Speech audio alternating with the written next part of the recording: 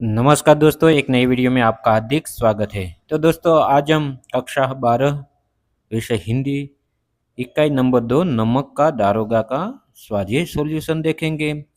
तो दोस्तों आपसे अनुरोध है कि शुरू से लेकर अंत तक इस वीडियो में जरूर बने रहिए। देखिए हमारी 12वीं कक्षा की हिंदी की पाठ्य पुस्तक में इकाई नंबर 2 नमक का दारोगा, उनका साहित्य का प्रकार है कहानी और उनके कहानीकार यानी कि लेखक है प्रेमचंद जी। तो दोस्तों हमें ये प्रेमचंद के बारे में यहाँ परिचय दिया हुआ है, वो हमें पढ़ लेना है कि उनका जन्म कहाँ हुआ था, उनकी मृत्यु कहाँ हुई थी, वो कहाँ के थे, वो सारा का सारा लेखक परिचय में होता है, तो वो भी हमें देख लेना। उसके बाद बहुत ही प्यारी सी ये कहानी है नमक का दारोगा, वो भी हमें पूरा का पूरा अध्ययन कर लेना है। उसके बाद उनके जो स्वाध्याय के प्रश्नोत्तर है उनके आज हम चर्चा करेंगे। देखिए उसमें पहला प्रश्न, निम्नलिखित प्रश्नों के उत्तर दिए गए विकल्पों में से चुनकर लिखिए।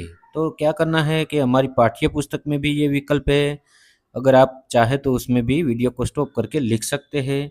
प्रश्न पहला, निम्नलिखित प्रश्नों के उत्तर दिए गए विकल्पों में से चुनकर लिखिए। पहला प्रश्न है, नमक विभाग के दारोगा पद पर किसकी नियुक्ति हुई थी? उसमें देखिए क ख ग घ, तो उनका उत्तर है, सही उत्तर है ख वंशीधर। तो आप अपनी पाठ्य पुस्तक में टिक मार्क कर सकते हैं। दूसरा है, नमक की गाड़ियां किसकी थी? ग पंडित अलोपीदीन की। तीसरा है, पंडित अलोपीदीन को किस पर अखंड विश्वास था? ग लक्ष्मी जी पर। चौथा है, वंशीधर को पंडित अलोपीदीन के कौन से पद पर नियुक्त किया? क स्थायी मैनेजर।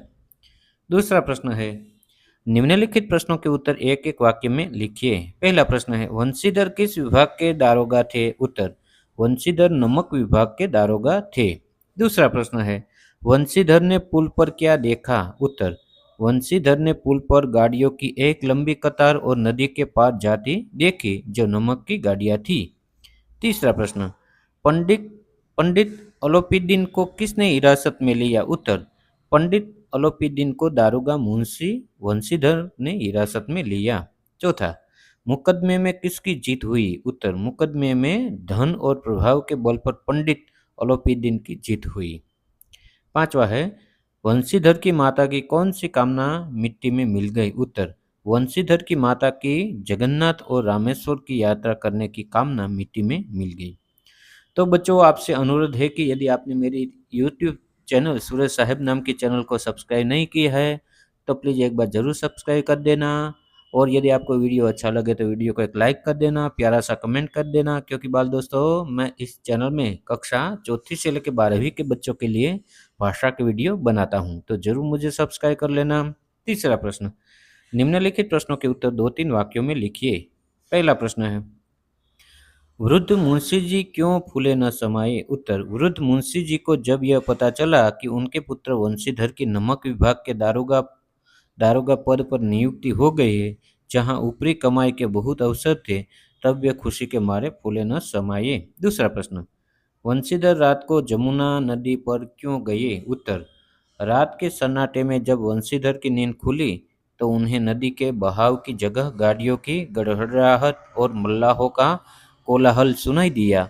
कुछ गड़बड़ी की आशंका होने पर वे वर्दी पहनकर और तमंचा जेब में रख घोड़े पर सवार होकर जमुना नदी के पुल पर गए।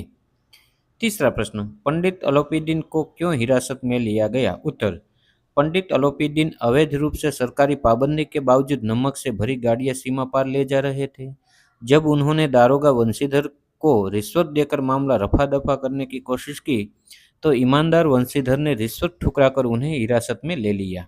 चौथा प्रश्न है, वंशीधर की अदालत में क्यों हार हुई? उत्तर, अदालत के सभी कर्मचारी, वकील और प्रशासनिक अधिकारी पंडित अलोपीदीन के धन के प्रभाव और खातिरदारी के गुलाम थे। वंशीधर के पास केवल सत्य का बल था, लेकिन गवाह और सबूतों के धन के बल पर बदल दिया गया था, इसलिए वंशीधर की हार हुई। चौथा प्रश्न, निम्नलिखित प्रश्नों के उत्तर 5 सह वाक्य में दीजिए।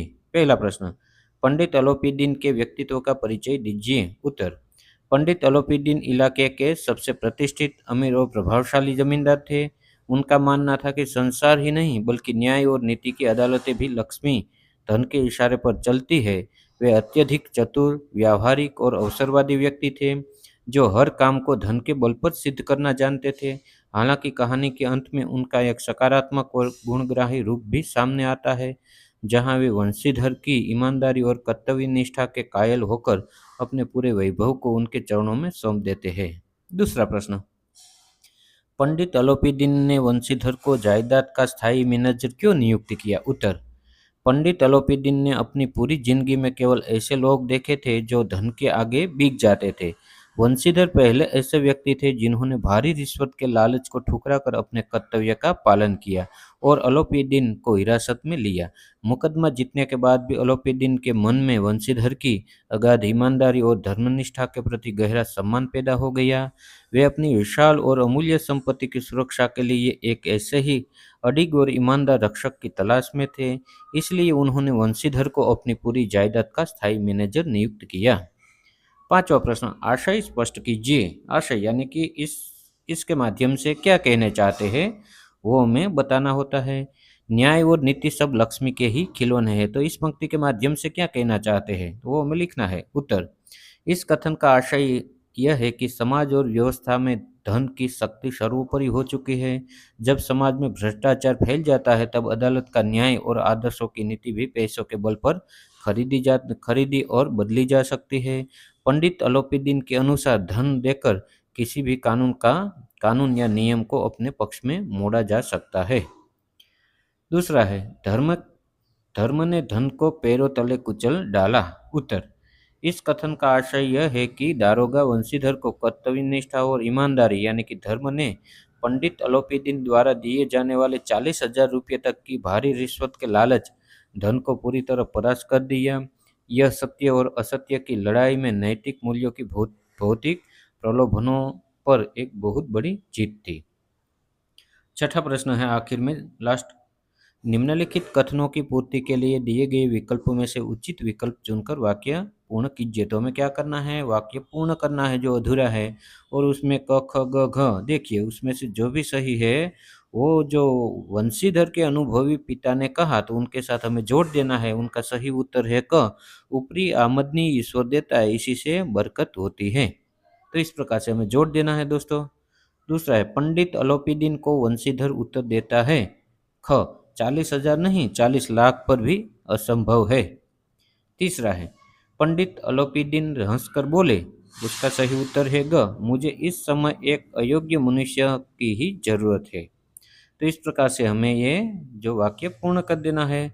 तो दोस्तों ये था आज का वीडियो। ये वीडियो आपको कैसा लगा? यदि आपको इस वीडियो अच्छा लगा तो वीडियो को एक लाइक कर देना, प्यारा सा कमेंट कर देना। और हाँ दोस्तों, अभी तक आपने मेरी इस यूट्यूब चैनल सूरज साहब नाम की चैनल को सब्सक्राइब नहीं किया है तो प्लीज़ एक बार ज़रूर सब्सक्राइब कर देना, क्योंकि दोस्तों मैं इस चैनल में कक्षा चौथी से लेकर 12वीं कक्षा के बच्चों के लिए गुजराती, हिंदी, संस्कृत के कोई पाठ की समझ हो, कविता की समझ हो, स्वाध्याय के प्रश्न के उत्तर हो, अभ्यास के प्रश्न के उत्तर हो, स्वाध्ययन पोथी सॉल्यूशन सभी मैं इस चैनल में वीडियो बना के भेजता हूँ। तो कृपया करके जरूर मुझे सब्सक्राइब कर लेना। बाय बाय दोस्तों, मिलते हैं अगले वीडियो में। नमस्कार।